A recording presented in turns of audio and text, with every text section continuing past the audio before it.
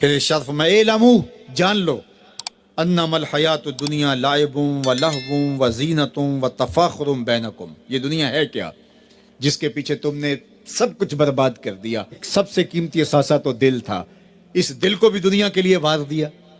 یہ دل تو رب نے اپنے لیے بنایا تھا، اے دل حجرہ رب سچے دا، یہ اس سچے رب کا حجرہ تھا۔ قلوب المومن عرش اللہ، مومن کا دل تو اللہ کا عرش تھا، لیکن اس عرش پہ بھی غیروں کو بٹھا لیا تو نے۔ جو تخت اس کا تھا، جس تخت پہ اس کی تجلیات کا نزول جلال ہونا تھا، اس دل پہ درہم و دینار اور ڈالر اور پاؤنڈ اس دل کے اوپر بٹھا لیے، یہ دل کے اوپر بٹھا لیے۔ یہ دل تو حجرہ رب سچے کا تھا، تو نے اس دل کو بھی اجاڑ دیا۔ تو یہ دنیا جس کے لیے تو نے سب کچھ کیا ہے کیا؟ اعلموا جانو انما الحیات الدنیا لعب و لہو و زینت و تفاخر بینکم، یہ دنیا کھیل کود ہے، آرائش ہے، اور ایک دوسرے کے اوپر تفاخر کرنا ہے۔ وتکاثر فی الاموال والاولاد، فخر جتلانا، میرے بیٹے اتنے ہیں، ماشاءاللہ بڑے بڑے افسر لگے ہوئے ہیں، میرے پاس دولت اتنی ہے، میرے اتنے بنگلے ہیں، اتنا بینک بیلنس ہے، اتنے مربے، اتنی جائیدادیں۔ انسان ساری زندگی یہی کرتا رہتا ہے۔ وما الحیات الدنیا الا متاع الغرور، اور جو دنیا کا ساز و سامان ہے سوائے دھوکے کے سامان کے اور کچھ نہیں ہے۔ دنیا کے لیے تو دوڑ لگاتے ہو، باہمی رقابت بھی ہوتی ہے، ایک دوسرے سے آگے بڑھنے کی کوشش بھی ہوتی ہے۔ اللہ فرماتا ہے آؤ مسابقت کرو، آگے بڑھنے کی کوشش کرو، الی مغفرتن، مغفرت کی طرف، من ربکم، جو تمہارے رب کی طرف ہے، وجنتن ارضھا کعرض السماء والارض، اس جنت کی طرف آگے بڑھنے کی کوشش کرو جس کی چوڑائی زمین و آسمانوں کے برابر ہے۔ زمین و آسمانوں کو پھیلا دیا جائے تو یہ جنت کی چوڑائی بنتی ہے، جس کی چوڑائی اتنی ہے اس کی لمبائی کتنی ہوگی۔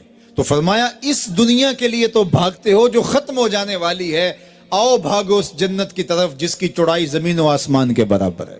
اعدت للذین آمنوا باللہ ورسولہ، یہ اہل ایمان کے لیے تیار کی جا چکی، وہ موتیوں کا محل، وہ یاقوت کا محل، وہ زبرجد کا محل، وہ خالص مشک کا محل جو تمہارے لیے بنایا ہوا ہے، تم نے جانا ہے، اور تمہیں دروازہ کھولنے کی بھی ضرورت نہیں ہے، منتظر دربان کھڑے ہیں جو تمہارے لیے دروازہ کھول کے تمہیں مرحبا کہیں گے اور سلامتی تمہارے اوپر پیش کریں گے، وہ تمہارے لیے تیار کر چکا ہے۔ اصل تو زندگی وہ زندگی ہے، لیکن تم کس دنیا کے پیچھے بھاگ رہے ہو؟ اللہ فرماتا وہ وقت کب آئے گا جب قرآن تمہاری زندگی میں اتر آئے گا، وہ وقت کب آئے گا جب اللہ کا ذکر تمہاری زندگی میں اتر آئے گا۔ زندگی تو جا رہی ہے، جوانی آئی، بڑھاپا آیا، لیل و نہار نے وقت بدلے، چرخ نے اپنے تیور تبدیل کیے، حکومتیں تبدیل ہوئی، زمانے تبدیل ہوئے، تو جہاں کھڑا تھا وہیں کھڑا رہا۔ 40 سال عمر عزیزت گزشت، مزاج تو از حال طفلی نہ گشت۔ سادی کہتے ہیں 40 سال عمر گئے لیکن تیرا بچپنا نہیں گیا، اور رومی کہتے ہیں داڑھی تیرے بعد آئی اور سفید ہو گئی اور تو کالے کا کالا ہی رہا۔ تیرے اندر نور نہیں آیا، تیرے اندر روشنی نہیں آئی، یہ تیرے بعد آئی اور پھر سفید بھی ہو گئی، لیکن تو ابھی تک کالے کا کالا ہے۔ رب کہتا ہے وہ وقت کب آئے گا تمہارے سینے میں قرآن اترے، وہ وقت کب آئے گا ذکر سے تمہارے دل میں ارتعاش پیدا ہو، جب تم رب کا نام لو تمہاری آنکھیں آنسوں کا خراج دینے لگے، وہ وقت کب آئے گا جو ہی قرآن کھلے چھم چھم تمہاری آنکھیں برسنے لگے۔ الم یعنی للذین آمنوا، وہ وقت کب آئے گا اہل ایمان کے لیے، ان تخشع قلوبہم لذکر اللہ وما نزل من الحق۔ اللہ اکبر، اللہ ہمیں وہ آج دن نصیب کر دے کہ قرآن سے یوں جڑ جائیں کہ قرآن کو پڑھیں، قرآن کے حرفوں سے نور پھوٹتا ہوا، درد پھوٹتا ہوا ہماری روحوں میں اترنے لگے، ہمارے قلوب میں اترنے لگے، اور ہماری آنکھیں آنسوں کا خراج دینے لگے۔ اب میں اور آپ دیکھیں ہماری زندگی قرآن کے ساتھ، اللہ کے ذکر کے ساتھ، اس کی یاد کے ساتھ کہاں تک جڑی ہوئی ہے۔ ہماری زندگی میں کہے کتنے ہیں، تفکرات کتنے ہیں، ہماری زندگی میں ٹھٹھے اور مذاق کتنے ہیں، اور عبرت حاصل کرنے کے مواقع ہماری زندگی کے اندر کتنے ہیں۔ اللہ کی بارگاہ میں یہ مانگنا چاہیے، چونکہ دلوں کے اندر حرص، ہوس، خواہشات بہت کچھ جنم لیتی، اور انسان ان خواہشات کو پورا کرنے کے لیے پھر دیوانہ ہو جاتا ہے، اور وہی دیوانگی اس کو حلال اور حرام کی تمیز ختم کر دیتی ہے۔ جب کسی چیز کو حاصل کرنے کا جنون پیدا ہوتا ہے تو پھر جنون اندھا ہوتا ہے، پھر وہ سوچتا ہے کہ یہ چیز میں نے ہر صورت حاصل کرنی ہے، تو اس کو حاصل کرنے کے لیے پھر وہ قدروں کو پامال کر دیتا ہے، حقوق کو پامال کر دیتا ہے، شرم و حیا اتار دیتا ہے، حتیٰ کہ وہ اللہ کے بتائے ہوئے اصول اور ضوابط اور طریقے ان کو بھی پامال کر دیتا ہے۔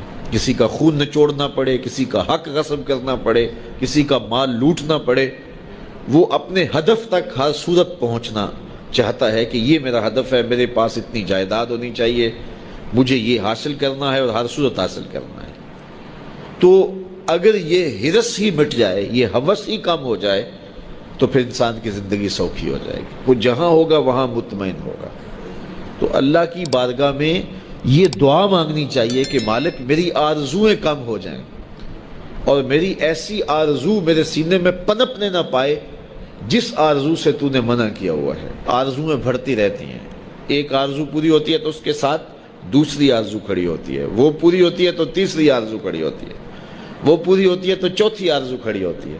تو بندہ سفر کرتا ہے، یہ پوری کر لوں، یہ پوری کر لوں، یہ پوری کر لوں، لیکن آگے پھر آرزویں کھڑی ہوتی ہیں۔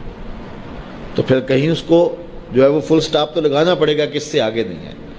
تو جب وہ فل سٹاپ لگا لے گا تو پھر اس کی زندگی سوکھی ہوگی۔